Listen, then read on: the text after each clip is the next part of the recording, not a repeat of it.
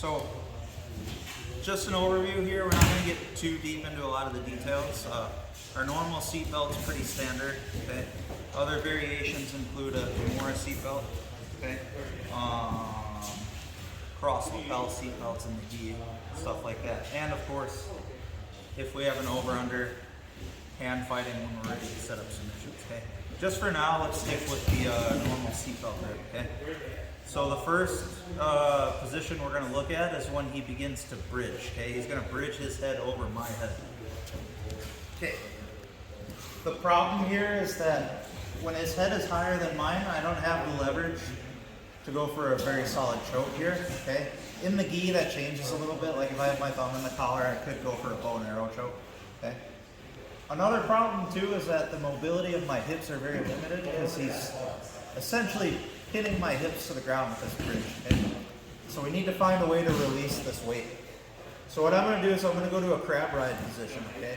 I'm going to take my feet out and I'm going to make butterfly hooks under his hamstrings right at his knees. Okay? If you're unfamiliar with crab ride, the main mechanic here is that I'm going to stretch my legs and sit them back up. Okay? So my legs stretch. I sit them up here. Okay? It doesn't matter which foot you put back in first, okay? My preference is to choke with the arm on top. So I'm going to put my opposite foot in. That's going to be my bottom hook. That's going to act as a barrier so he doesn't bridge over my legs again, okay? So I'm going to take my hook out, bring it in. Now this next part is very important. This is where a lot of people escape.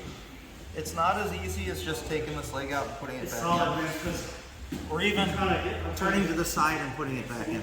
Because at any point he can still connect his feet to the mat and again bridge or turn away from me. So when we get here, okay, I'm going to fall to the side, but I'm still going to keep this leg extended. Okay? As I fall to the side, if he goes to straighten, even if he doesn't go to straighten, I'm going to pull my knee in to keep control of this leg. Okay? Now, the final thing I need to worry about is him trying to turn away from me. So I'm still not going to put this foot in while he's trying to do that. Instead, what I'm going to do is go to what we call the half back position. Okay. So I'm going to bring this bottom leg up, cross my ankles, pull my heels in to get control of his hamstring, and I'm engaging my hips. Now to fully stop him from turning, the last thing I'm doing is I'm turning my seatbelt away from his escape, this way. So now if I release my legs and he tries to turn away, see, I have a decent amount of time to get my top hook in, okay? So we're here, I'm pulling this in, I'm torquing away from the escape, and then only now do I bring my foot back over. And then from here, we can start switching to other things. Okay, one more time with slightly less words, okay? He bridges. Crab ride with the butterfly hooks, stretch, sit up, okay? I want to choke with my arm on top, so I'm going to get the opposite leg over. Okay?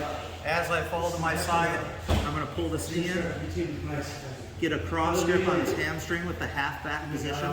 I'm extending my hips in, torquing him away from his escape with my seatbelt grip, and then I'm going to put my top hook back in.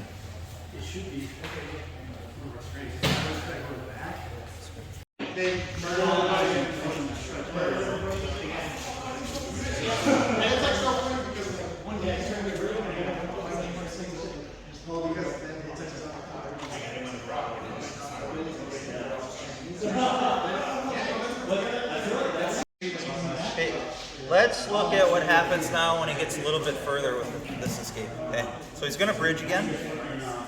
This time, instead of staying here, he's a little faster than me. He's going to get his head to the mat. Now I can't choke him. And now he's on his way to actually escaping with that. Okay? So what we're going to do, notice I still have my knee underneath him. That's still a means to prop him up here. Okay? So what I'm going to do is I'm going to take this foot out and I'm going to extend it. Now he has to travel way further to try to get his body over this leg. Okay? If I stay here, he's going to get over it much easier. Okay? So here, I'm going to go ball the foot to my heel to a post, and at the same time, this foot's trying to touch the ground. I'm really driving this foot in. Now, once I get him in this position, I should have pretty good control to rotate him to the other side. Okay. From there, I can get my hook in, go back to my body triangle. Okay. Little bonus detail here. If you don't like choking with this arm on the bottom, you can switch your hands. Okay. I'm going to take there's a lot of different ways to do this. I'm probably going to show you the easiest one. Okay. I'm going to take my top hand, the underhook hand. I'm going to get a curling grip on his shoulder so I have leverage to pull. Okay. I'm going to use that to release my other hand. Go under the armpit. Okay. From here we can stay double unders for a bit if we need to. Otherwise, I'm going to go back with this arm on top, lifting his head up, bringing my head forwards, and then reconnecting to the seatbelt. Okay. So he bridges. He starts getting his head back. Stretch. Heel. Pull the foot. Heel. Now I'm going to use this structure to turn him to the other side. From here, I can put my head back in. Again, if you want to switch hands, we'll go underhook, boom, under the armpit, over the shoulder, lift the head up, and then we'll be on the back.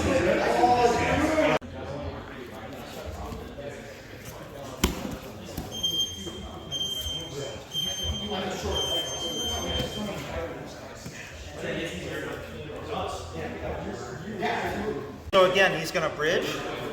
He's going to get his head to the mat, and this time he clears this top foot. Okay. Now I don't have the ability to use this leg to scoop him to the other side. Okay. He's almost escaped my back at this point. So this is what we're going to do. We're going to build a tripod, very similar to like a half guard pass. Okay. So I'm going to take my head, I'm going to look at the mat, and I'm going to drive off my toes here.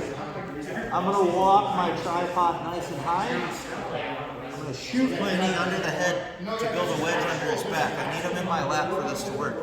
Now from here, very simple, very similar to the last drill. I'm going to use this to start turning him to the other side. And now it's the same thing.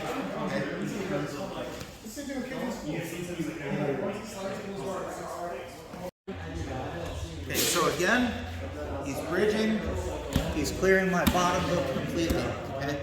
I still have a top hook, I still have access here. Even if I don't, okay, it shouldn't be too hard if he stays here to just put this foot back over it, okay? Again, I'm going to put my forehead to the mat, and my toes are going to help me push all of my weight into my forehead, okay? Don't try to do it like this. It's going to be super hard, okay? Really try to walk yourself up here, and then slide this knee up. Then you'll be much, much tighter to him. Turn.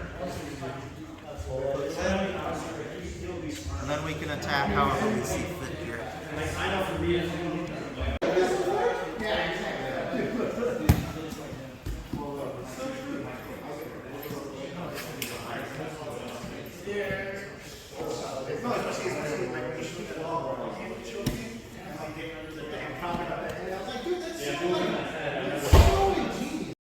Okay, so now there's a possibility that when he clears my bottom hook, he's going to be too far away to keep the top hook to go for that last technique, the chair sit recovery. Okay, so let's take a look at this. He bridges, he walks out, he gets really far away. Look, I can't, yeah.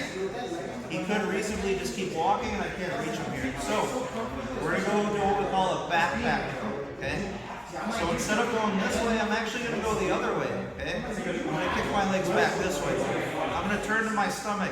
It's very important that I align with him straight here because I need this shoulder to go under his neck, okay? So here, flat, see my shoulders under his neck.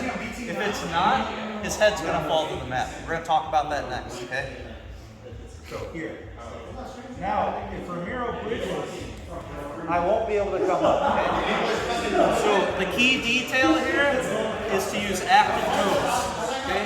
Just like the last drill, just like that last tripod. So now, okay?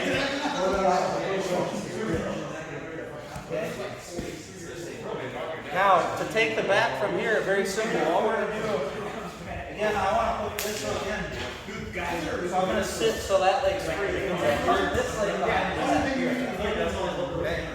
I'm going to make sure my chest is forward and I'm not laying back. Okay. See how he's all balled up? I got to get through this. So what I'm going to do is I'm going to take the bottom of my foot and get perpendicular to his quad. Let's try to stay away from the hip because he's pretty strong here. Go ahead. I want to go a little bit higher if I can. And go ahead, keep your knee tight. Watch, I'm going to lock my knee out. And that should be a very easy means to get this foot back in, okay? Either to the hook or the body triangle. Now I'm going to turn.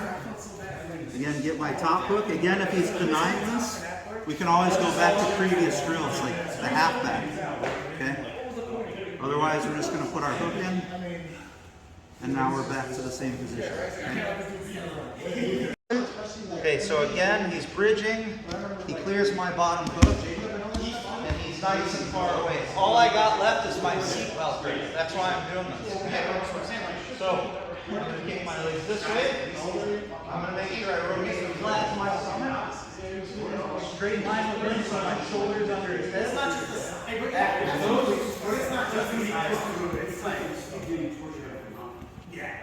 we're going to sit through here. Okay? Again, it doesn't matter which side. I'm just specifying that side because, again, my personal preference is to choke with the arm on top. Okay? He's balling up really tight here. Side of the foot, extend. Foot goes inside. Turn.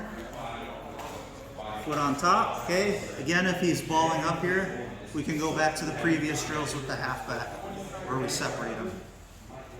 And then switch.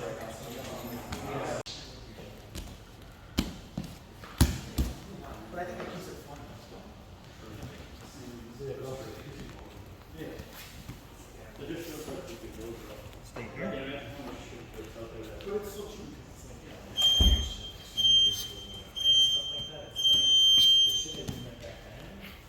Now you realize it's like worth it.